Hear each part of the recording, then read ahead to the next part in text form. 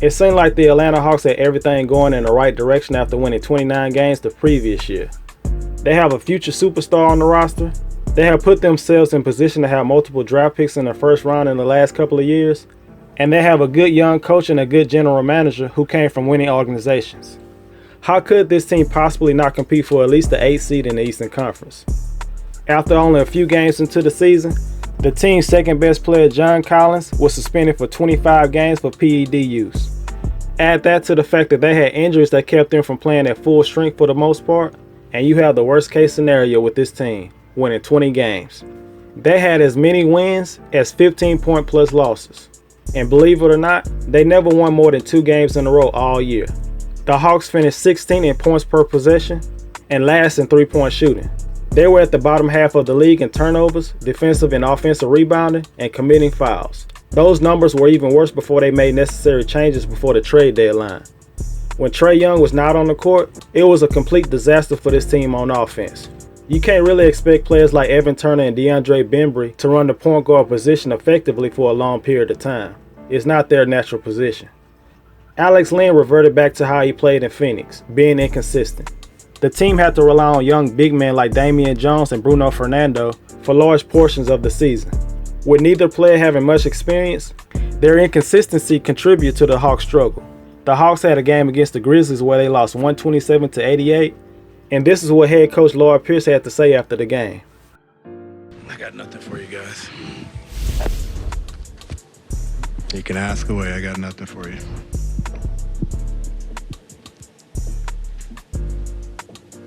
Is there a teachable moment here at all? I don't know what to teach. You can't teach effort. You can talk about it. Effort is effort.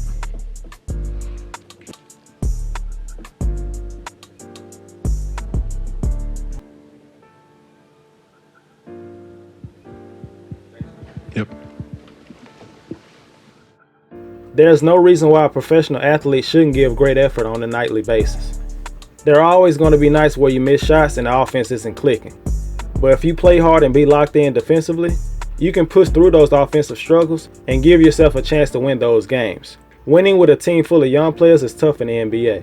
A lot of young players can easily lose their confidence, and that can't possibly lead to them not playing as hard as they should. With rookies Cam Reddish and Deandre Hunter struggling early in the season, Kevin Huerter suffering 2 nagging injuries, and John Collins missing 25 games because of PED suspension, there was no way this team was going to keep their heads above water. The Hawks had 2 separate 10-game losing streaks in a span of 31 games early in the season. The only thing they could feel good about was the emergence of their first-time All-Star, Trae Young. His rise this year was quicker than anybody could have predicted. Nearly every element of his game got better, and he blossomed into one of the league's most potent offensive weapons. Trae Young finished top 10 in points, assists, and made threes. But unfortunately, he finished first in turnovers. You could argue that no other NBA team relied on a single player to create offense than the Hawks. Young had the 3rd highest usage and assist rate in the league. He scored more points per shot attempt than LeBron James, Kawhi Leonard, and Luka Doncic. When Trae Young was on the court, the Hawks had a respectable offensive rating of 111.4. GM Travis Slyke needs to take most of the blame for not bringing in a legit backup point guard until the trade deadline approached. When Collins came back from his suspension, he showed what the team was missing, a reliable second option. Only 5 players in the NBA averaged 20 points and 10 rebounds per game this season.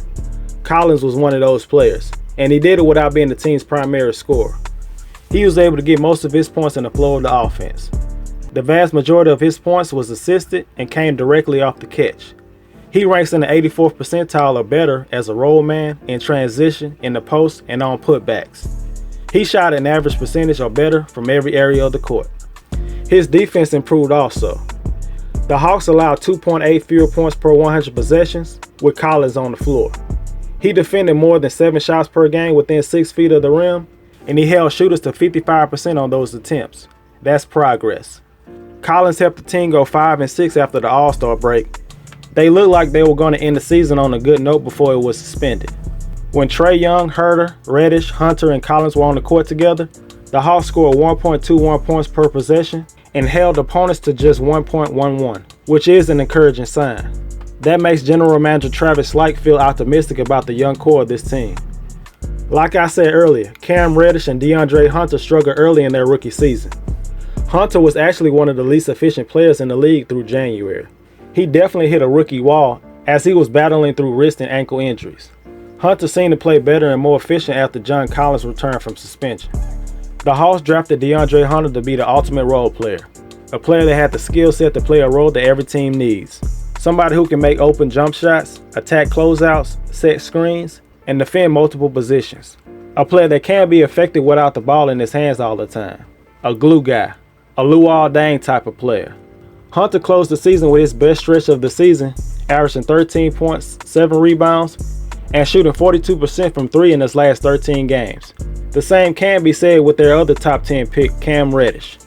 To say he struggled in his first 35 games would be an understatement. In those 35 games, he averaged just 8 points on 26% shooting from 3-point land and had a 42% true shooting percentage. He committed more turnovers than assists.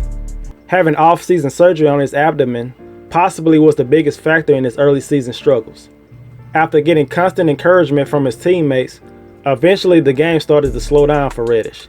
He became more patient and decisive, and his shooting gradually improved. In his last 24 games, Reddish shot 41% from 3-point land, including 44% in catch and shoot attempts.